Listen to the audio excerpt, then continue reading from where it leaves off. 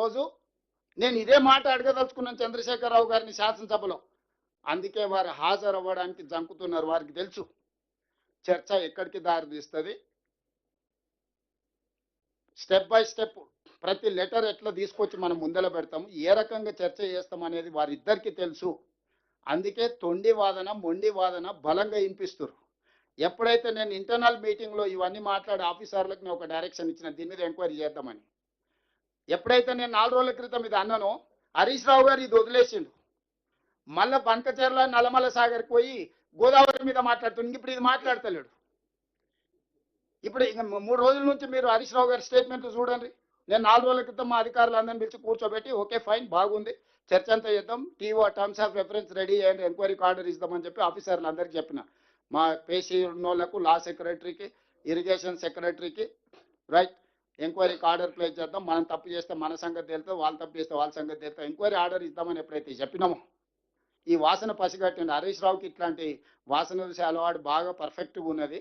ఇప్పుడు ఏమంటుండు, ఇంకా కృష్ణా నది మీద చర్చ వదిలేసిండు.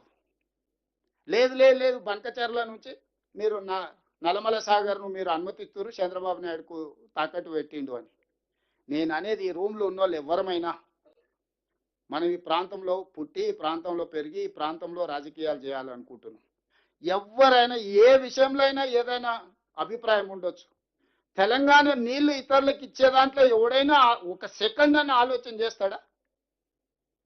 మీ రూమ్లో ఉన్న వాళ్ళు ఆలోచన చేయండి. పెద్దలందరూ ఉన్నారు కదా, ఎవరైనా తెలంగాణ ప్రజలకు ప్రాతినిధ్యం వహించేవాడు తెలంగాణ రైతుల యొక్క హక్కులను తాకట్టు పెట్టడానికి కలలోనైనా నిద్రలోనైనా ఎవడన్నా ఆలోచన చేస్తాడా? ఆయన చేసిండు, అనుభవించిండు, ఇంటికి పోయిండు. ఇప్పుడు మన మీద ఆ దుమ్మెత్తిపోయాలి, అతికించాలనే ప్రయత్నం చేస్తుండు. అందుకే ఇక్కడ ఉన్న ప్రజాప్రతినిధులందరికీ నేను చాలా స్పష్టంగా కాటగారికలు చెప్తున్నాను. దీంట్లో ఏంటంటే మహాభారతంలో ఉన్నట్టు ఎన్నో ఘట్టాలు ఉన్నాయి, ఒక్కొక్క ఘట్టం ఒక రకం. ఇది మల్టీ కాంప్లికేటెడ్. ఎందుకంటే ఆంధ్రప్రదేశ్ ఉంది, తెలంగాణ ఉంది, కేంద్ర ప్రభుత్వం ఉంది, కృష్ణా ట్రిబ్యునల్ ఉంది, కృష్ణా రివర్ మేనేజ్మెంట్ బోర్డు ఉంది, పర్యావరణ అనుమతులు ఉన్నాయి, సిడబ్ల్యూ సెంట్రల్ వాటర్ కమిషన్ అనుమతులు ఉన్నాయి. ఇది ఎన్ని రకాలుగా చిక్కుముళ్ళు ఉన్నాయంటే చార్మినార్ దగ్గర ఆటో నడిపినట్టు ఉంది. ఎవడు ఏ పక్క నుంచి ఏ సందులో నుంచి ఓడొస్తాడో, సైకిల్ మోటార్ రోడ్ వస్తాడో, కార్ రోడ్ వస్తాడో, ఎవడు వస్తాడో తెలియదు, నడుచుకుంటూ వస్తాడో, అరటి పండ్ల బండి వచ్చి అడ్డం పెడతాడో తెలియని పరిస్థితుల ఈ జల వివాదాలకు సంబంధించిన చర్చ ఉన్నది. ఈ చర్చను పూర్తి స్థాయిలో సభలో ఎండగడతాము. ఇందులో వచ్చిన వాళ్ళకు కూడా క్లియర్గా గోదావరి నది, కృష్ణా నది రెండు నదుల మధ్యలో ఉన్నదే తెలంగాణ. ఈ తెలంగాణ హక్కుల కోసం మన ప్రభుత్వం ఉమ్మడి రాష్ట్రంలో హక్కులను సాధించుకోలేకపోతున్నాము, హక్కులకు అన్యాయం జరుగుతుందని, నష్టం జరుగుతుందని తెలంగాణ రాష్ట్రం ఇచ్చినాం. తెలంగాణ రాష్ట్రం వచ్చిన తర్వాత వెళ్ళి కిరణ్ కుమార్ రెడ్డి తయారు చేసిన పేపర్ మీద కేసీఆర్, హరీష్ రావు గారు ఇద్దరు కలిసి సంతకం పెట్టేస్తే ఆ కిరణ్ కుమార్ రెడ్డి కంటే వీళ్ళు ఎక్కువ దుర్మార్గులు కదా. కాళోజీ చెప్పిండు కదా, పక్కోడు చేస్తామని పొలిమేరలు అవుతారు తరుతాం, వీడియో అయితే ఇక్కడ పాత్ర ఇస్తాం అనేది చెప్పిండు కదా. సో అది సరిగ్గా వీళ్ళిద్దరికి వర్తిస్తుంది. ఆ రోజు ఇరిగేషన్ మినిస్టర్ హరీష్ రావు గారు, చీఫ్ మినిస్టర్ కేసీఆర్ గారు, వీళ్ళిద్దరిని ఊరేసిన నేను అథారిటీగా చెప్తున్నా, వాళ్ళిద్దరిని ఈ జలాల విషయంలో చేసిన అన్యాయానికి హరీష్ రావు గారిని, కేసీఆర్ గారిని ఊరే తీసినా తప్పు లేదు.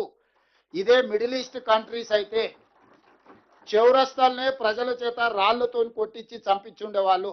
మనది ప్రజాస్వామిక దేశం కాబట్టి ప్రజాస్వామ్య బద్ధంగానే ఎవరినైనా శిక్షించాలి కాబట్టి కసబును కూడా మనము చాలా రోజులు జైల్లో పెట్టి బిర్యానీ పెట్టి విచారణ చేసి ఉరి తీయాల్సి వచ్చింది.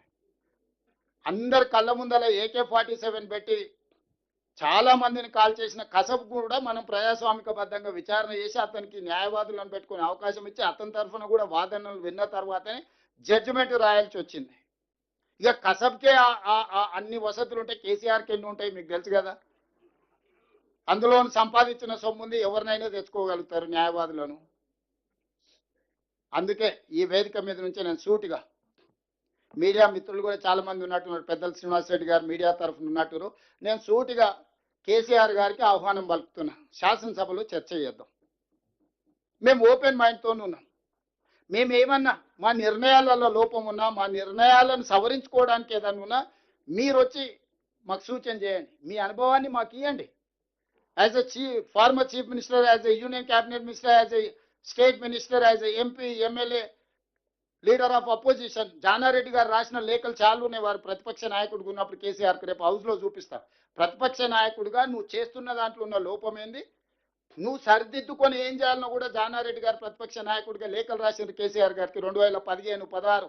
ఈ పాలమూరు రంగారెడ్డి ఎత్తిపోతల నుంచి మైనర్ ఇరిగేషన్ వరకు టైమ్ అండ్ అగైన్ ప్రతిపక్ష నాయకుడిగా జానారెడ్డి గారు ఆ రోజు ముఖ్యమంత్రికి ప్రతిపక్ష నాయకుడిగా లేఖలు రాసిండు. ఇందులో మీరు తీసుకుంటున్న నిర్ణయంలో పాలమూరు రంగారెడ్డి ఎత్తిపోతలు ఈ లోపం ఉన్నది, మీరు దీన్ని సవరించి ఈ విధంగా చేస్తే తెలంగాణకు న్యాయం జరుగుద్ది. మైనర్ ఇరిగేషన్లో మీ నిర్ణయాలు ఇలా ఉన్నాయి లోపభీష్టంగా, వీటిని సవరించుకోండి అని చెప్పి ఒక ప్రతిపక్ష నాయకుడిగా జానారెడ్డి గారు పదే పదే ఆనాటి ముఖ్యమంత్రికి లేఖలు రాసిండు. ఇప్పుడు కూడా నేను చంద్రశేఖరరావు గారికి ఆహ్వానం పలుకుతున్నా, సభకు రాండి, చర్చించండి. పోనీ సభలో చర్చించడానికి మీకు నామోషిగా ఉంటే మీరు ఏం సూచన ఇస్తారో లేఖ రాయండి, ఏం చేద్దామో చెప్పండి, కార్యాచరణ చెప్పండి, ఎట్లా ముందుకెళ్దాం. అవసరాలు సరిదిద్దలేనంత అన్యాయం తెలంగాణకు కృష్ణా గోదావరి జలాలలో, అది నీళ్లు కావచ్చు, నిధుల ఖర్చు కావచ్చు, అన్యాయం జరిగింది. ఇంకా అన్యాయాన్ని చూసి ఏడ్చుకుంటూ కూర్చుంటే మనం ముందుకు కూడా వెళ్ళలేం.